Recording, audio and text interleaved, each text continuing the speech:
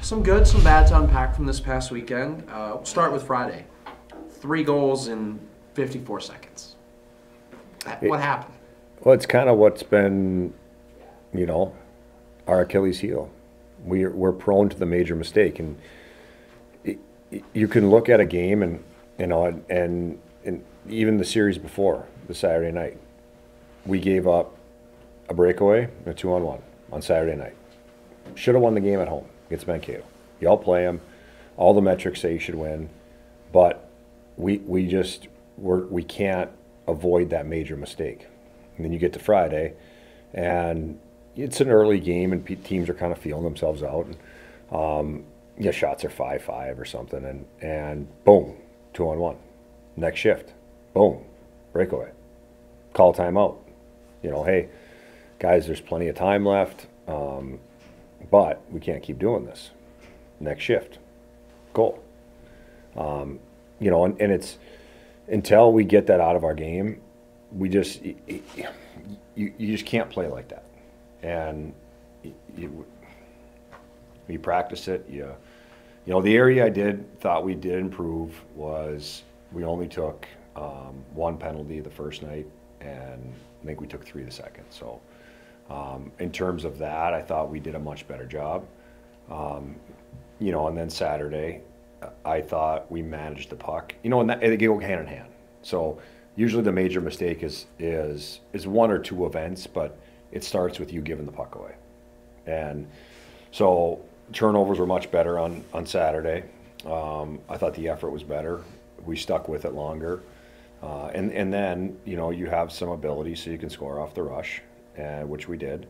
And, you come out of there with the split, which all in all, you're probably okay with. But it's not giving yourself the chance on Friday. It's one thing to get beat. If you get beat on Friday, it's one thing. But when you don't give yourself a chance to win, I think that's the frustrating part. Not just for the coaches, but for the players as well. And talking about the guys, I caught your pregame with Dave Dennis before Saturday's game, and you had made a point to mention that obviously for the standings that was a big game, but for the guys in the locker room emotionally that was a bit bigger. Did you get the kind of response from them that you were really looking for that Saturday game? We did, and it's hard to say it's a must-win game, in January, but it was a must-win game. Like I said, we have to win the game. For the points, yes, but for the other side of it is when you push and you push and you push and you push, you need some reward. And I kind of pushed on them on Saturday at home against Mankato, and I thought we played much better. I thought we actually played better at home that night that we lost than we did in the 5-2 win at Bemidji. So when guys do the things you ask them to do, they need to get rewarded. Not all the time, but on a consistent basis, you have to be rewarded.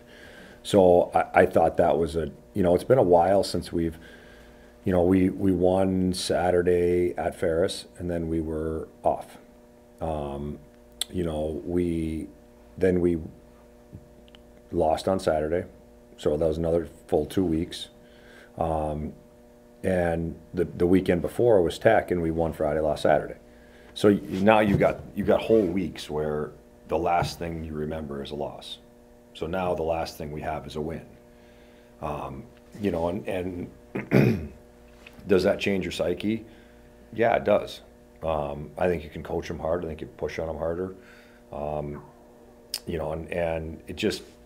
I think it's easier to come to the rink and easier to work following victory. So that was why I thought it was important also. Coach, you made a point to mention that the Cats have had a lot of time off sprinkled within these last couple of series. There was the break for the semester and for the holidays. There was the week off last week as well. When you take the ice on Friday, this will be game number 7 over the course of the last 50-plus days. So having that much time off scattered through the middle of a season when the Cats are in the midst of a pretty intense standings race right now, does that volume of time off feel more like a hindrance in some ways, or has it been helpful in other ways? What do you make of that? I think it's to be determined. I thought we kind of got our game back at Ferris before Christmas. I thought that was a very good game. I don't think we've gotten it back yet. you know, and was a Saturday closer? It was. You know, but the converse side of that is we've been able to work on some things within our own game that need to be worked on. So, you know, there's kind of a give and take. You know, really the team at the end, it's going to kind of, the teams that are going to finish in home ice are going to be good in the next month and a half. You know, like we're all kind of right there. There might be one or two of them at the top, and that maybe have a little bit of leeway. That could maybe limp in, but you don't want to be limping in anyway. You know, it's so we'll find out. You know, over the next 12 games, 10 games where we're at and what that break did to us. So then that all starts with another home and home against those guys from up in the Copper Country. So, Coach, seeing them again for the third and fourth time this season, split with them last time. Your thoughts on this big weekend ahead? I think the biggest probably thing that I want to get across to the team is the way they start games. They're plus 14 in the first period. When they score first, they have a lot of success. When somebody else scores first, they don't. Even watching, so the stats tell you one thing, and stats are important to me because stats are facts. They're not my opinion. They're what the facts are. So then you get into your opinion, and watching them on video, the energy and the effort and the way they push in the first period is significantly higher than maybe what they're doing in the next two. But if you're up a goal or two at home, most of the time you're going to win the game. So that's going to be really important for us to be able to start the game well up there. You know, over the last 6 times we've gone up there, this is a crazy stat. We've won twice and we've lost 4 times. In the 4 times, and this is the last 6. The last 4 times we've lost, 5-minute major face mask, 5-minute major face mask, 5-minute major check from behind, 5-minute major cross check. So we've taken a 5-minute major in all those games. The games we won, 2 penalties, 2 penalties. So I think having your emotions in check is also important, you know, and they've been better at that in this series. And, you know, so that's going to be also really important, is playing on the line, not over it, you know, and we've had a tendency to be over that line, and it's cost us. Well, like you said, Coach, obviously going to be very important to keep emotions in check and play smart hockey, especially given the rivalry. You know, emotions tend to run a little hotter in games like this, but especially, I mean, this is the 3rd and 4th time we'll be seeing Tech this year, which happens, you know, we're going around the league twice. But you talk to coaches in other sports, and they'll always tell you, you know, you see a team the 2nd, the 3rd time, it gets harder and harder to play against teams the more you see them. How does that translate to games and series like this, where you know this team so well, you have so much history, and there's this rivalry there, and now you're seeing them for the 3rd or the 4th time, or, you know, God forbid in the conference tournament down the line, a 5th or a 6th time? How does that change the dynamics of matchups like this, just the more often you see somebody? Not much in our sport. You know, I think coaches, we kind of are who we are. The players change, and you know, there's some years you have better pieces in this spot than this spot.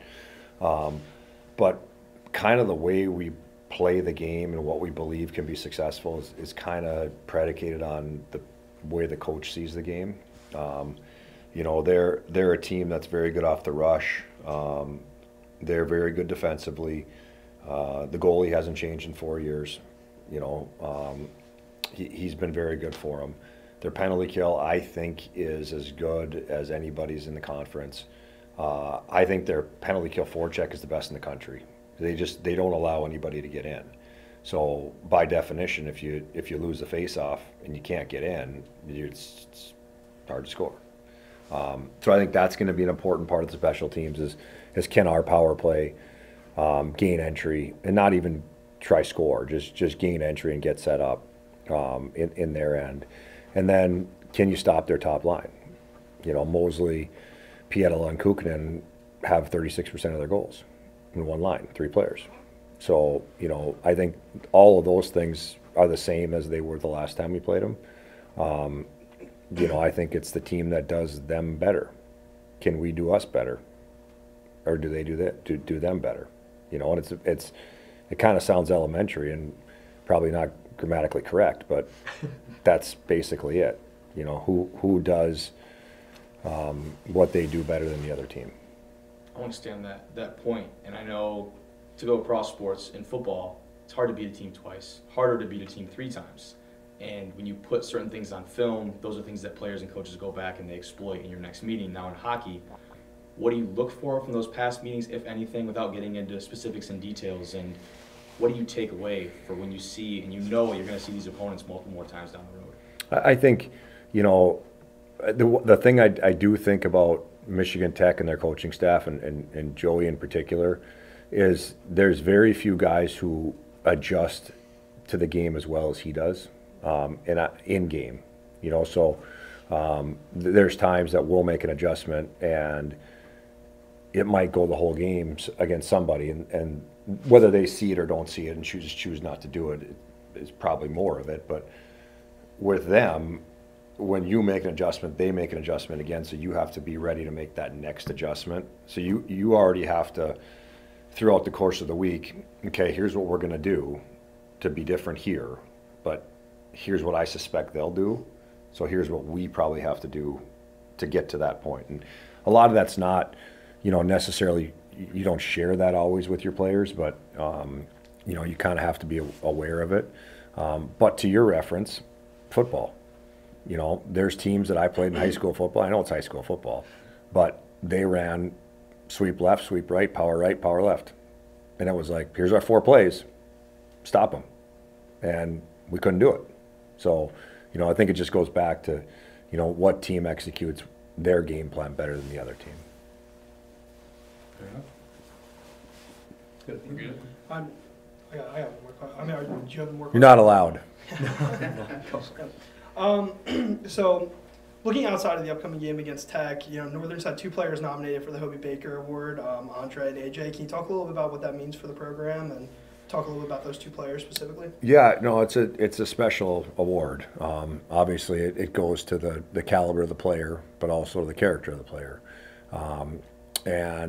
You know, Andre and AJ have, over their time here, been very successful offensive players. And, you know, I think, you know, part of what they've done is you know, they find a way in big moments to make plays. You know, this year AJ's having a very good year again offensively.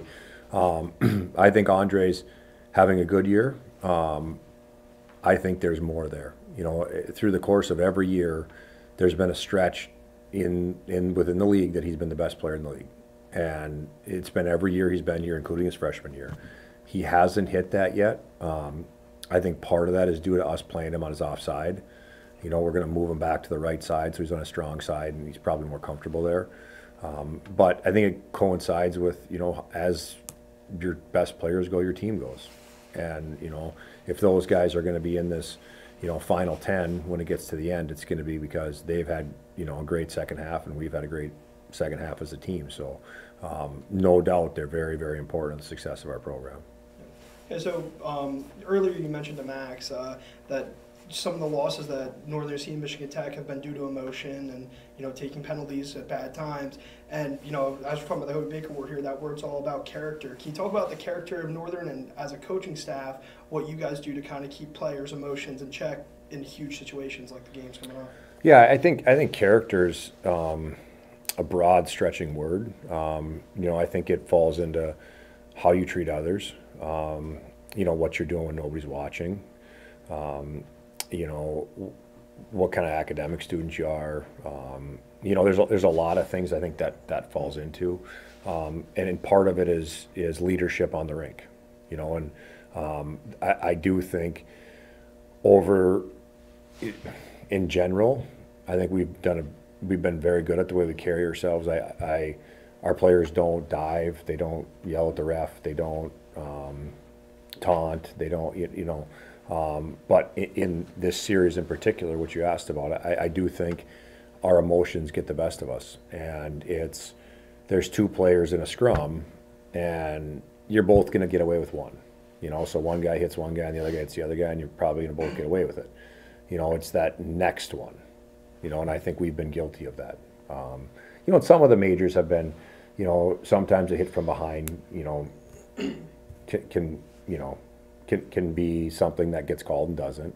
But I think 3 of the last 4, face masks and cross checks, those are getting called.